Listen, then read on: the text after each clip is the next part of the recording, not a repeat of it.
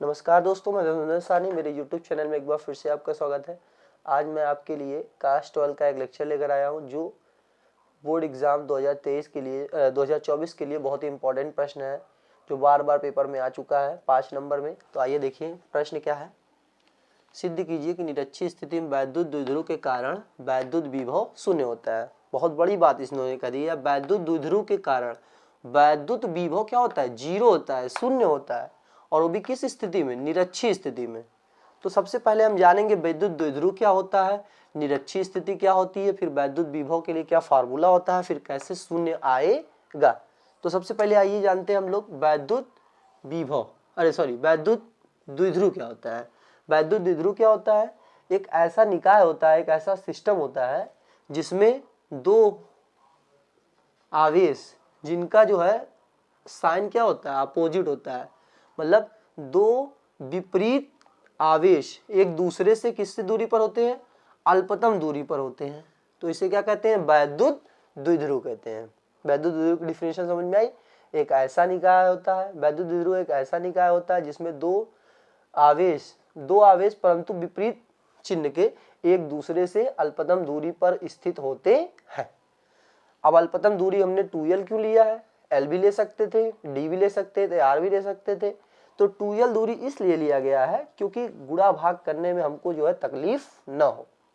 तो 2l दूरी, अगर हम इसका मिड पॉइंट मान ले, मध्य बिंदु मान ले, ये O है, तो अगर यहां से यहां बटेगा तो ये आधा l हो जाएगा और यहां पे भी कितना हो जाएगा, l हो जाएगा। ठीक है। अब देखिए निरक्ष क्या होता है, अक्ष का मतलब होता है कि इसके अक्ष पे अगर जाएगा, लेकिन हमें क्वेश्चन में क्या दिखाना है, निरक्षीय स्थिति जाना है। निरक्षीय स्थिति का मतलब इसके अक्ष के नहीं, इसके परपेंडिकुलर कोई पॉइंट मिलेगा। तो हम मान ले रहे हैं परपेंडिकुलर कोई पॉइंट यहाँ पर है और इसका नाम दे दे रहे हैं P। ठीक है। और इस निरक्षीय स्थिति है, इसलिए इससे इसकी दूरी कितनी हम मान ले रहे हैं, स्मॉल r है। कितना है, स्मॉल r है। ये देखिए ये L हो गया और ये R हो गया। तो ये वाली दूरी कितनी होगी, मैं थोड़ा सा इसको यहाँ बना ले रहा हूँ।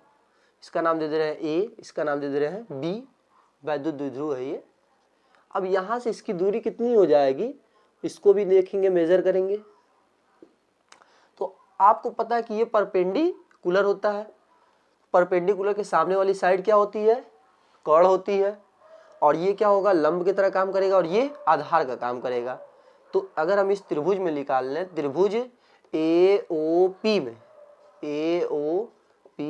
में, तो यहाँ पे क्या हो जाएगा, AP का स्क्वायर, AP का स्क्वायर बराबर क्या हो जाएगा, PO का स्क्वायर प्लस AO का स्क्वायर हो जाएगा। ठीक है। तो AP हमको निकालना है, AP रहने देते हैं। PO की दूरी कितनी है, R है, R का स्क्वायर, और ये AO कितना है, L है, L का स्क्वायर। तो हमें AP चाहिए, सिर्फ AP का स्क्वायर नहीं। तो जैसे ही स्क्वायर हटाएंगे तो ये किस में चला जाएगा, रूट में चला जाएगा। ठीक है। तो जिस तरह से ये आया तो इसकी दूरी कितनी निकल गई, R square plus L square. Similarly यहाँ से यहाँ भी मेजर करेंगे तो ये भी L है, देखिए ये R है, तो इसकी भी दूरी वही होगी जो ये आई है। तो यानी कितना आएगा, R square plus L square. ठीक है। अब देखिए जरा, ये हमारा जो है प्रूफ फिगर बन गया। अब इसमें क्या होता है, देखिए स्थितिज ऊर्जा निकालना है। वैद्युत द्विध्रुव के कारण वैद्युत विभव का फॉर्मूला ये होता है। यहाँ पे हम लोग साइन को भी जो है मेजर करेंगे, साइन को भी जो है साइन के साथ लिया जाएगा। तो अगर जो है प्लस क्यू साइन है, प्लस क्यू के कारण, तो इसके लिए फार्मूला क्या होगा, इसका फार्मूला होता है वैद्युत विभव का 1/4 पाई एप्सिलॉन नॉट Q/R। ये होता है फार्मूला Q/R। ठीक है। तो यहाँ पे प्लस साइन को भी यहाँ पे हम लोग साथ में लेंगे। ठीक है। तो आइए देखते हैं, यहाँ पे एक माइनस के कारण इस पे कितना आएगा, यहाँ पे प्लस के कारण इस पे कितना आएगा। ठीक है। तो सबसे पहले हम लोग क्या लिखेंगे, चित्र में, देखिए मैं बोल दे रहा हूँ, अच्छा लिख दे रहा हूँ, चलिए। चित्र में AB एक वैद्युत द्विध्रुव है। ठीक है। इसका मध्य बिंदु O है, ठीक है। O से स्मॉल r दूरी पर, ब्रैकेट में लिखेंगे निरक्ष पर, निरक्ष पर r दूरी पर एक बिंदु कैपिटल P है, जिस पर हमें वैद्युत विभव ज्ञात करना है। मान लेते हैं हमें इस पे क्या निकालना है, वैद्युत विभव निकालना है, ठीक है।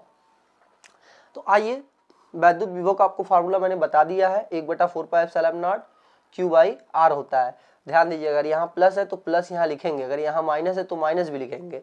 तो देखिए यहाँ पे हम माइनस क्यू के कारण इस पे कितना ले रहे हैं, तो लिखेंगे, पहले यहाँ लिख दे रहे हैं माइनस क्यू के कारण इस पे वैद्युत विभव कितना है, माना माइनस क्यू एवं प्लस क्यू के कारण बिंदु P पर वैद्युत विभव क्रमशः, क्रमशः मतलब क्रम से मतलब पहले माइनस वाले के लिए क्या है V1 एवं प्लस के लिए क्या है V2 है।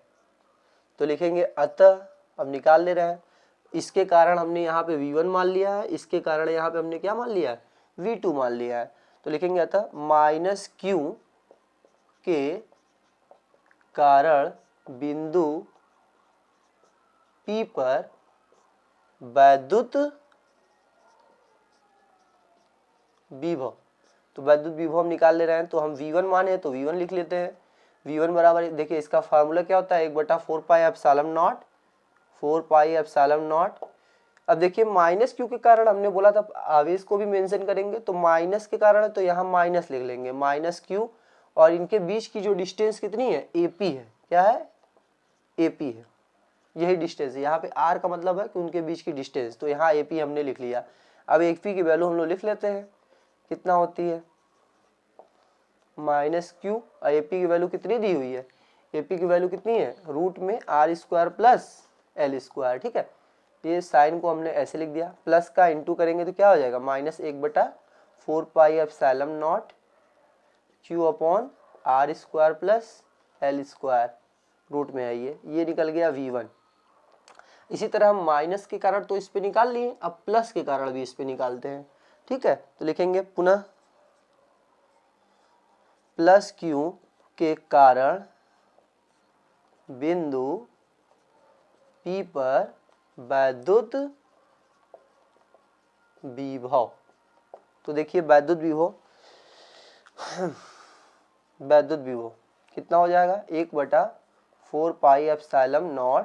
अब चूंकि यहाँ पे क्या है प्लस है, देखिए प्लस है तो प्लस है ही लिखेंगे, और इनके बीच की डिस्टेंस कितनी है, इनके बीच की डिस्टेंस है B से P तक की दूरी, यानी BP है, यहाँ पे कितना है BP, ठीक है। अब BP की वैल्यू हम यहाँ रख देते हैं, मैं इसको यहाँ मिटाने जा रहा हूँ, या रहने दीजिए साइड में लिख लेता हूँ। चलिए यहाँ देखिएगा जरा ध्यान से, ठीक है।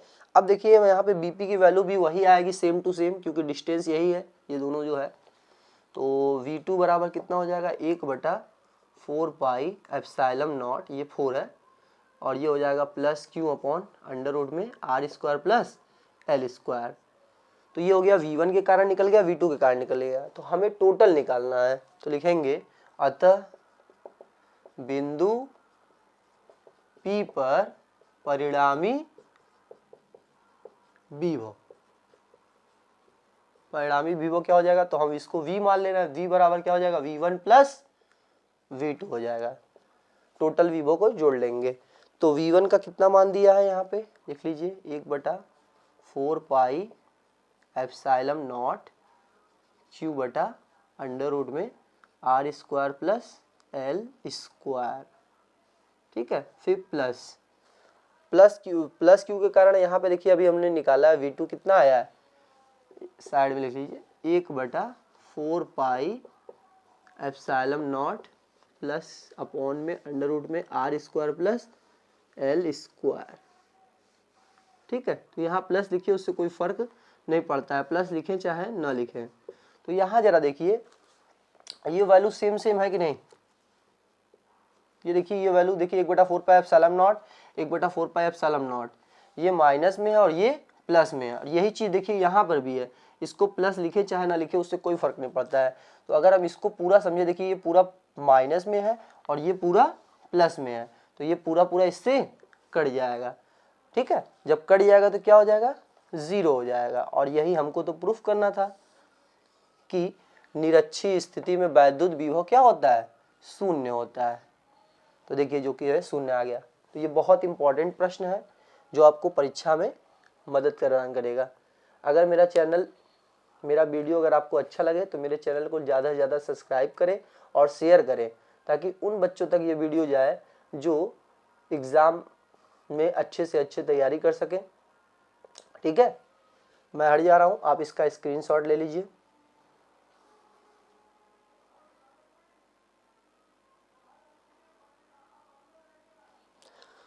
चलिए आज आपके लिए इतना ही।